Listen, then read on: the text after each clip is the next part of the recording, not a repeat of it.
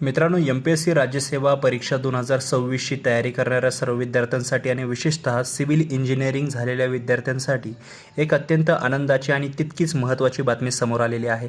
आजच्या व्हिडिओमध्ये आपण एका अशा राजपत्रित पदाबद्दल बोलणार आहोत, ज्यांचं टार्गेट अनेक विद्यार्थी ठेवून असतात. ते पद म्हणजे उप-अधीक्षक भूमी अभिलेख, ज्याला deputy superintendent of land records म्हणजेच DYSLR म्हणलं जातं. या पदाच्या किती जागा 2026च्या राज्यसभेतून भरणार आहेत, यासाठी नेमकी शैक्षणिक पात्रता काय असणार आहे आणि शासनाचं या संदर्भातील नवीन परिपत्रक काय सांगतं, हे सर्व आपण आजच्या व्हिडिओमध्ये अधिकृत डॉक्युमेंटच्या पुराव्यासह सविस्तर बघणार आहोत. त्यामुळे व्हिडिओ अजिबात स्किप न करता शेवटपर्यंत नक्की पहा.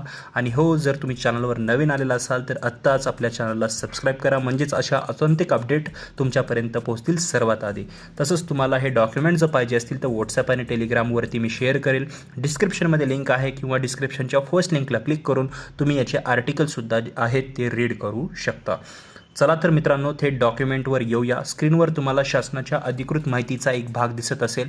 या डॉक्युमेंटमध्ये भूमी अभिलेख विभागातील उप-अधीक्षक भूमी अभिलेख गट ब या पदाच्या रिक्त जागांबाबत सविस्तर माहिती दिलेली आहे. सर्वांनी नीट लक्ष देऊन ऐका. डॉक्युमेंटमध्ये स्पष्टपणे लिहिलं आहे की भूमी अभिलेख विभागातील उप-अधीक्षक भूमी अभिलेख गट ब या पदाच्या सरळ सेवा कोट्यातील मंजूर पदे 180 तर पदोन्नती कोट्यातील मंजूर पदे 335 आहेत. आता यांपैकी रिक्त पदे किती आहेत तर बघा, सरळ सेवा कोट्यातील 56 पदे आणि पदोन्नती कोट्यातील 92 पदे सध्या रिक्त आहेत. मित्रांनो, आता सर्वात महत्त्वाची लाईन जी पिवळ्या रंगात हायलाईट केलेली आहे ती पाहू शकता. उप-अधीक्षक भूमी अभिलेख गट ब संवर्गातील सरळ सेवा कोट्यातील 56 रिक्त पदांचे राज्यसेवा परीक्षा 2026साठी मागणीपत्र पाठवण्याची कारवाई जी आहे ती सुरू आहे. याचा अर्थ काय तर बघा, MPSCकडे राज्यसेवा 2026च्या जाहिरातीसाठी या 56 जागांचे मागणीपत्र पाठवण्याची जी प्रोसेस आहे ती शासनाकडून सुरू झालेली आहे. म्हणजेच 2026च्या राज्यसेवेमध्ये DYSLRच्या तब्बल 56 जागा तुम्हाला पाहायला मिळण्याची दाट शक्यता आहे. गट ब राजपत्रित पदासाठी 56 जागांची भरती असणे ही खूप मोठी संधी मानली जाते. आता तुमच्या मनात प्रश्न आला असेल की सर, या 56 जागांसाठी कोण कोण अप्लाय करू शकतं, म्हणजेच एनी ग्रॅज्युएट चालतो का? तर मित्रांनो, इथेच खरा ट्विस्ट आहे. यासाठी आपण सेवा प्रवेश नियमांचे डॉक्युमेंट्स बघूया. तर बघा, स्क्रीनवर तुम्हाला जो चार्ट दिसत आहे त्यात अनुक्रमांक 23 म्हणजे जे SR नंबर 23 आहे त्यावर लक्ष द्या. विभाग आहे महसूल व वन विभाग, आस्थापना भूमी अभिलेख गट ब राजपत्रित आणि संवर्गाचे नाव आहे उप-अधीक्षक भूमी अभिलेख म्हणजेच deputy superintendent of land records. आता याच्या शेवटच्या कॉलममध्ये म्हणजेच सेवा प्रवेश नियमातील मूळ तरतुदीत सुधारणामध्ये शैक्षणिक पात्रता जी आहे ती स्पष्ट केलेली आहे. RR डिटेल्स आफ्टर रिफॉर्म्स तुम्ही पाहू शकता. इथे स्पष्टपणे नमूद केले आहे की education bachelors degree in civil engineering or other equivalent subject. तसेच या पदासाठी कोणतीही पूर्व अनुभव किंवा अतिरिक्त कौशल्य आवश्यक नाही आहे. याचाच अर्थ मित्रांनो काय होतो तर बघा, हे DYSLRचं जे पद आहे फक्त आणि फक्त सिव्हिल इंजिनियर्ससाठी राखीव असणार आहे. जे विद्यार्थी स्थापत्य अभियांत्रिकेचे पदवीधर आहेत त्यांच्यासाठी ही एक सुवर्ण संधी आहे.